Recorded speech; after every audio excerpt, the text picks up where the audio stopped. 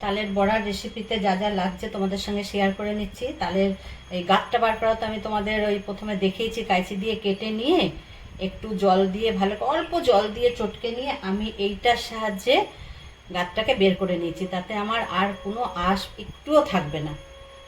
আর এবারে আমি দেখো এই বাটির 1 বাটি তাল নিয়েছি, তালের গাঁটটা নিয়েছি। আর প্রত্যেকে একটু ছোট সাইজের বাটির 1 বাটি চিনি নিয়েছি। আর এই যে 1 বাটি ময়দা নিয়েছি, এই একই বাটির একটু ছোট, তার থেকে আর একটু ছোট সাইজের বাটির 1 বাটি সুজি নিয়েছি। আর 1 বাটি নিয়েছি আমি চালের গুঁড়ো। আর এই যে নারকেল কোড়া, একটু নুন আর বেকিং পাউডার। এবারে আমি পুরো সব কটাকে মিশিয়ে এটার মধ্যে আমি ঢালছি, ঢেলে আমি মিশিয়ে এটাকে আমি গুলিয়ে নিচ্ছি।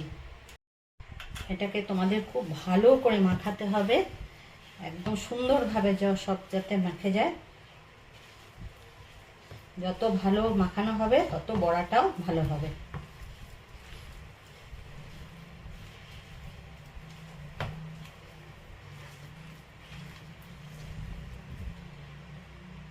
একটু নুন আর এই বেকিং পাউডারটা সামান্য এর মধ্যে দিয়ে দিলাম।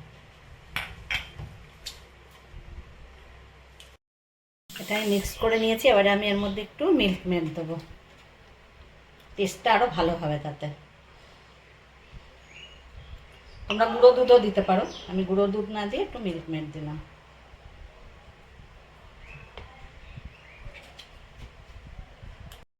আমি আবার ভালো করে এটাকে মাখিয়ে নিচ্ছি। খুব ভালো করে এটাকে তোমাদের ফাটিয়ে নিতে হবে। দেখো আমার তেল গরম হয়ে গেছে, আমি বড়াগুলো এবারে একটা একটা করে ছাড়ছি, আমাদের পুরো ভেজে আমি দেখাবো কেমন হচ্ছে। আমি যেমনভাবে করেছি তোমরা একবার আমার মতন করে খেয়ে দেখো, টেস্টটা একটু আলাদা লাগবে।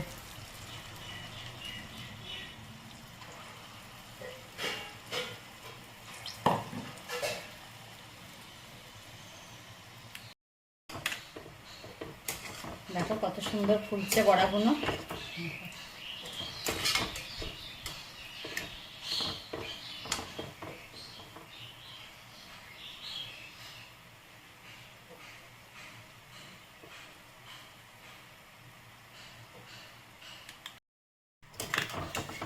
দেখো হয়ে গেছে।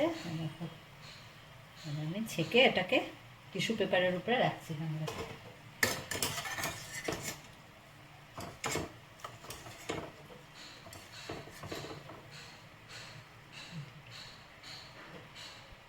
আমার পুরো তালের বড়াগুলো ভাজা হয়ে গেছে, দেখো কত সুন্দর হয়েছে। আশা করি আমার এই রেসিপিটা তোমাদের খুবই ভালো লাগবে। তোমরা লাইক শেয়ার কমেন্ট অবশ্যই করো, আর যারা সাবস্ক্রাইব করোনি অবশ্যই করে নিও।